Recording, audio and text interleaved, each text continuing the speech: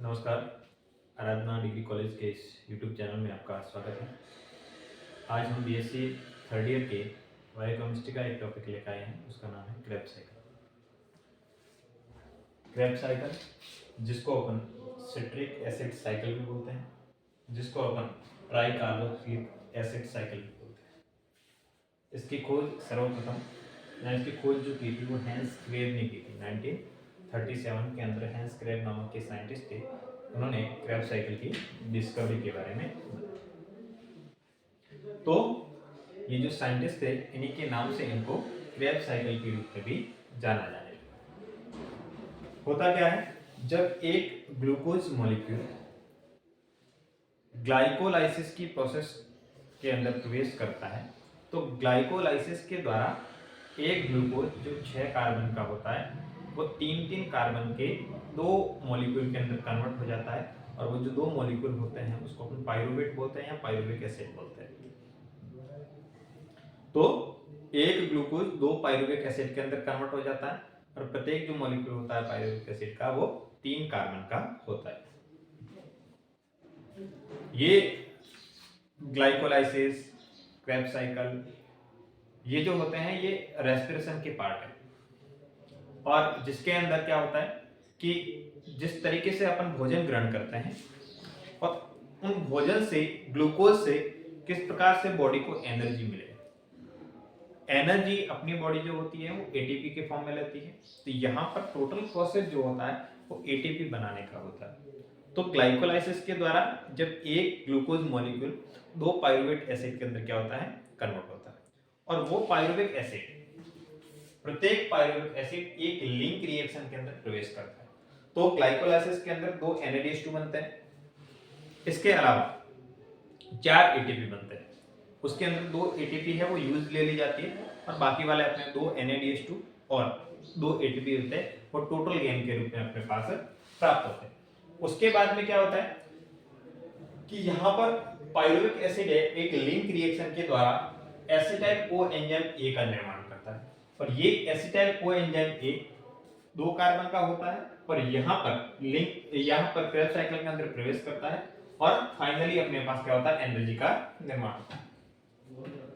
यहाँ पर देखिए, यहाँ पर एसिटाइल कोएंजाइम ए का जो निर्माण होता है लिंक रिएक्शन के द्वारा, ये होता है साइटोप्लाज्म। ये होता है साइटोप्लाज्म। अब होता क्या है कि यहाँ पर लिंक रिएक्शन के अंदर क्या होता है, देखिए लिंक रिएक्शन 3 स्टेप के अंदर चलती है। पहला स्टेप होता है कि पहले ये जो पाइरुविक एसिड है, ये यहाँ पर थाइमिन पाइरोफॉस्फेट नामक के कोफैक्टर होते हैं, उसके साथ मिलकर एक एंजाइम होता है जिसका नाम होता है पाइरुवेट डी कार्बोक्सिलेज। एंजाइम का नाम है पाइरुवेट डी कार्बोक्सिलेज। उसकी सहायता से ये क्या करता है, एसिटाइल टीपीपी कॉम्प्लेक्स के अंदर कन्वर्ट हो जाता है। तो यहाँ पर कौन है, पाइरुविक एसिड कितने कार्बन का है, यहाँ पर 3 कार्बन का है, और यहाँ पर ये टीपीपी क्या है, थाइमिन पाइरोफॉस्फेट, एक तरह का कोफैक्टर होता है, और ये दोनों पाइरुवेट डी कार्बोक्सिलेज की प्रेजेंस के अंदर एसिटाइल टीपीपी कॉम्प्लेक्स का क्या करेगा, निर्माण करेगा। तो यहाँ पर डी कार्बोक्सिलेज एंजाइम है, तो यहाँ पर क्या हो जाता है कि एक CO2 बाहर की ओर निकल जाती है। तो पाइरुवेट के पास टोटल कार्बन होते हैं 3 में से एक कार्बन है वो CO2 के फॉर्म में बाहर की ओर रिलीज हो जाता है। ये होगी पहली रिएक्शन। दूसरी रिएक्शन जो होती है उसके अंदर एसिटाइल टीपीपी कॉम्प्लेक्स जो होता है, एक और अपने पास कोफैक्टर होता है जिसको बोलते हैं लिपोइक एसिड, और इस लिपोइक एसिड कोफैक्टर के साथ मिलकर एक एंजाइम काम करता है लिपोइड एसिटाइल ट्रांसफरेज। उसकी प्रेजेंस के अंदर ये एसिटाइल हाइड्रोलिपोइड के अंदर क्या हो जाएगा, कन्वर्ट हो जाएगा। तो दूसरी रिएक्शन क्या होगी कि एसिटाइल टीपीपी कॉम्प्लेक्स कोफैक्टर कौन काम करेगा, लिपोइक एसिड किस में कन्वर्ट हो जाएगा, एसिटाइल हाइड्रोलिपोइड के अंदर कन्वर्ट हो जाएगा। इसके लिए एंजाइम कौन रिस्पांसिबल होता है, लिपोइड एसिटाइल ट्रांसफरेज। और इसके साथ ही यहाँ पर जो टीपीपी कोफैक्टर के रूप में निकला था वो यहाँ पे क्या हो जाएगा, बाहर की ओर निकल जाएगा। अब तीसरी रिएक्शन के अंदर क्या होता है कि तीसरे स्टेप के अंदर क्या होता है कि एसिटाइल हाइड्रोलिपोइड, ये एक और कोफैक्टर के साथ काम जुड़ता है, उसका नाम है कोएंजाइम ए। तो यहाँ पर एसिटाइल हाइड्रोलिपोइड प्लस कोएंजाइम ए वो किस में कन्वर्ट होता है, एसिटाइल कोएंजाइम ए के अंदर कन्वर्ट हो जाता है, और यहाँ पर जो लिपोइक एसिड है वो वापस कोफैक्टर के रूप में बाहर की ओर रिलीज हो जाता है। तो यहाँ पर कोएंजाइम ए इसके साथ जुड़ जाएगा और लिपोइक एसिड हट जाएगा। इसके लिए जो एंजाइम रिस्पांसिबल होता है उसका नाम है लिपोइड डिहाइड्रोजिनेज। एंजाइम का नाम है लिपोइड डिहाइड्रोजिनेज, और यहाँ पर एक NADH2 के अंदर क्या हो जाएगा, कन्वर्ट हो जाएगा। तो यहाँ पर एनर्जी मॉलिक्यूल का निर्माण होता है। तो एक पाइरुवेट से यहाँ पर क्या होता है कि एक एसिटाइल कोएंजाइम का निर्माण होता है और उसके साथ ही एक NADH2 का भी निर्माण होता है। तो यहाँ पर टोटल अपने पास पाइरुवेट एसिड होते हैं 2। तो इस प्रकार दोनों ही जब लिंक रिएक्शन के अंदर प्रवेश करेंगे तो दोनों ही एक एक NADH2 का निर्माण कर जाएगा। इसका मतलब एक ग्लूकोज मॉलिक्यूल के अंदर जब 2 पाइरुवेट एसिड बनते हैं तो दोनों ही जब लिंक रिएक्शन के अंदर प्रवेश करते हैं तो टोटल 2 NADH2 का अपने पास निर्माण होता है। अब क्या होगा कि ये एसिटाइल कोएंजाइम ए है, ये प्रवेश करेगा माइटोकॉन्ड्रिया के अंदर। अब ये जो यहां तक की जो प्रोसेस चल रही थी वो साइटोप्लाज्म के अंदर चल रही है और ये चल रही है माइटोकॉन्ड्रिया के अंदर। ये किसमें चल रही है, माइटोकॉन्ड्रिया। तो अब माइटोकॉन्ड्रिया के अंदर चलेगी। अब क्या होगा यहाँ पर कि यहाँ पर एसिटाइल कोएंजाइम ए, यहाँ पर एसिटाइल कोएंजाइम ए है, इस माइटोकॉन्ड्रिया के अंदर उपस्थित पहले से एक मॉलिक्यूल होता है जिसका नाम है ऑक्सैलोएसिटिक एसिड, जिसका नाम होता है ऑक्सैलोएसिटिक एसिड। और ये जो ऑक्सैलोएसिटिक एसिड है ये टोटल 4 कार्बन का होता है। कितना कार्बन का होता है, 4 कार्बन का।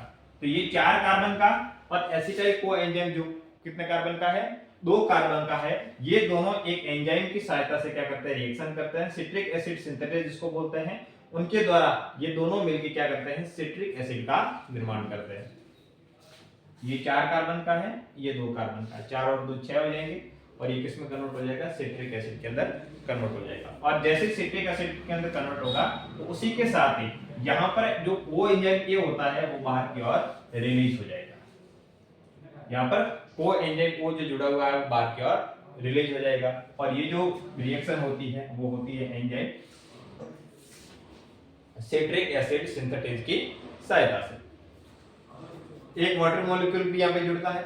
अब क्या होगा कि ये सिट्रिक एसिड जो टोटल कार्बन कितना है, 6 कार्बन का, इसी के नाम से इसका नाम भी क्या पड़ा है, इसको सिट्रिक एसिड साइकिल भी बोलते हैं। अब ये सिट्रिक एसिड एंजाइम एकोनिटेज की सहायता से या एकोनिटेज की प्रेजेंस के अंदर सिस एकोनिटिक एसिड के अंदर कन्वर्ट हो जाता है, और ये सिस एकोनिटिक एसिड ये भी 6 कार्बन का होता है, और यहाँ पर एक वाटर मॉलिक्यूल बाहर की ओर रिलीज हो जाएगा। उसके बाद में ये सिस एकोनिटिक एसिड जो होता है वो वापस एंजाइम एकोनिटेज की प्रेजेंस के अंदर आइसोसिट्रिक एसिड के अंदर कन्वर्ट हो जाता है, और ये आइसोसिट्रिक एसिड है ये भी टोटल 6 कार्बन का होता है, और एक वाटर मॉलिक्यूल यहाँ पे क्या होगा, ऐड हो जाएगा। उसके बाद में ये आइसोसिट्रिक एसिड है जो 6 कार्बन का है, ये आइसोसिट्रिक डिहाइड्रोजिनेज की प्रेजेंस के अंदर ऑक्सैलोसक्सेनिक एसिड के अंदर कन्वर्ट हो जाता है। तो यहाँ पर आइसोसिट्रिक कार्बन कितने हैं, 6। एंजाइम कौन सा है, आइसोसिट्रिक डिहाइड्रोजिनेज, कन्वर्ट किस में हो रहा है, ऑक्सैलोसक्सेनिक एसिड के अंदर। और जब ये कन्वर्ट हो रहा है तो यहाँ पर हाफ O2 को यूज लेते हुए एक H2O का क्या होता है, वाटर मॉलिक्यूल का निर्माण होता है, और इसी के साथ ही यहाँ पर एक NADP है वो NADPH2 के अंदर कन्वर्ट हो जाता है। इसका मतलब यहाँ पर एक एनर्जी मॉलिक्यूल का क्या हो रहा है, निर्माण हो रहा है। उसके बाद में ये ऑक्सैलोसक्सेनिक एसिड है जो कितने कार्बन का है, 6 कार्बन का है। ये एक एंजाइम होता है कार्बोक्सिलेज, उसकी प्रेजेंस के अंदर अल्फा कीटोग्लूटरिक एसिड के अंदर कन्वर्ट हो जाएगा। तो ऑक्सैलोसक्सेनिक एसिड खुद 6 कार्बन का है, एंजाइम कौन सा है, कार्बोक्सिलेज, कन्वर्ट किस में हो जाएगा, अल्फा कीटोग्लूटरिक एसिड के अंदर, और ये जो होता है ये टोटल होता है 5 कार्बन का। तो एक कार्बन कहां चला गया, एक कार्बन यहां पर CO2 के रूप में बाहर की ओर निकल गया। एक कार्बन CO2 के रूप में यहां से क्या निकल जाएगा, बाहर निकल जाएगा। उसके बाद में ये अल्फा कीटोग्लूटरिक एसिड जो 5 कार्बन का है ये आगे कन्वर्ट हो जाता है सक्सिनाइल एस कोएंजाइम ए। किसमें कन्वर्ट हो जाएगा, सक्सिनाइल एस कोएंजाइम ए के अंदर। और इसके लिए जो एंजाइम रेस्पॉन्सिबल होता है उसका नाम है कीटोग्लूटेरिक डिहाइड्रोजिनेज। एंजाइम का नाम है कीटोग्लूटेरिक डिहाइड्रोजिनेज। और इसकी प्रेजेंस के अंदर क्या होता है कि अल्फा कीटोग्लूटरेट जो 5 कार्बन का होता है, ये जब सक्सिनाइल कोएंजाइम ए के अंदर कन्वर्ट होता है तो एक CO2 यहां से बाहर निकल जाएगी। तो यहाँ पर 5 कार्बन के बाद में एक CO2 जब बाहर की ओर निकल जाएगी तो यहाँ पर टोटल कार्बन कितने रह जाएंगे? 4 कार्बन। यहाँ पे सक्सिनाइल एस कोएंजाइम है वो 4 कार्बन का होता है। उसके बाद में जैसे ये रिएक्शन होगी तो यहाँ पर एक NAD वापस NADH2 के अंदर क्या हो जाएगा? कन्वर्ट हो जाएगा। तो एक एनर्जी मॉलिक्यूल यहाँ पर भी बनेगा और एक वाटर मॉलिक्यूल यहाँ पे बाहर निकल जाएगा। उसके बाद में सक्सिनाइल एस कोएंजाइम ए है, वो एंजाइम होता है सक्सिनिक थायोकाइनेज की प्रेजेंस के अंदर सक्सिनिक एसिड के अंदर कन्वर्ट हो जाएगा और उसके साथ ही यहाँ पर एक GDP एक इनऑर्गेनिक फॉस्फेट के साथ मिलकर एक GTP का क्या करेगा? निर्माण करेगा।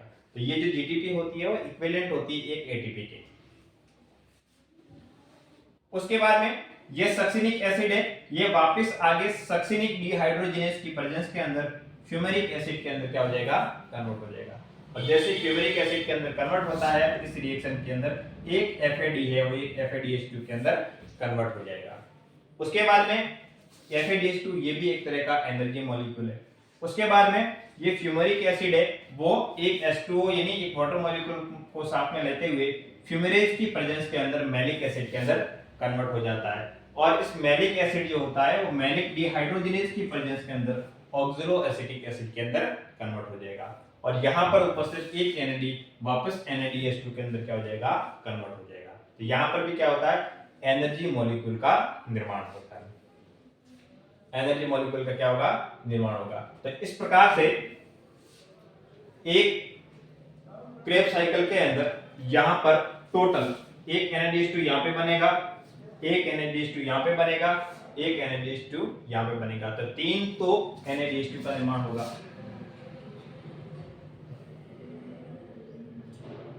कितने बनेंगे? 3 गुणा 3, इसका मतलब प्रत्येक NADH2 से 3 ATP का निर्माण होता है या इसको अप्रोक्सीमेट बोलते हैं। परफेक्ट जो होता है 2.5 होता है। जब हम आगे जब इलेक्ट्रॉन ट्रांसफर सिस्टम पढ़ेंगे तो उसके अंदर तो यहाँ पर कितने हो जाएंगे? 9 ATP का निर्माण हो जाएगा। उसके बाद में एक FADH2 का निर्माण होता है, एक FADH2 का निर्माण होता है। FADH2 = 2 ATP, 1 × 2 ATP। एक GTP का निर्माण होता है, तो GTP = 1 ATP। और इसी के साथ जब एक लिंक रिएक्शन के अंदर प्रवेश करते हैं तो एक और NADH2 का निर्माण होता है। तो इसका मतलब 3 × 1, इसका मतलब 3 ATP यहाँ पर भी। तो टोटल यहाँ पर 11, 12 और टोटल 15 ATP का क्या होता है? निर्माण होता है। एक जो पाइरुविक एसिड लिंक रिएक्शन के बाद में जब क्रेब्स साइकिल के अंदर प्रवेश करता है तो यहाँ पर 15 ATP का निर्माण होता है। तो यहाँ पर टोटल पाइरुविक एसिड कितने होते हैं? 2। तो इससे क्या कर देंगे? गुणा कर देंगे × 2। यहाँ पर टोटल 30 ATP का क्या होता है? निर्माण होता है। तो एक क्रेब्स साइकिल के अंदर 30 ATP का निर्माण होता है और हमने वापस पहले बताया था कि 8 ATP बनते हैं वो ग्लाइकोलाइसिस के अंदर बनते हैं। इसका मतलब 38 ATP का जो एक ग्लूकोज से टोटल 38 ATP का निर्माण होता है। तो ये होता है क्रेब्स साइकिल। तो आज की क्लास के अंदर इतना ही। अगला टॉपिक पढ़ेंगे हम नेक्स्ट क्लास के अंदर। Thank you.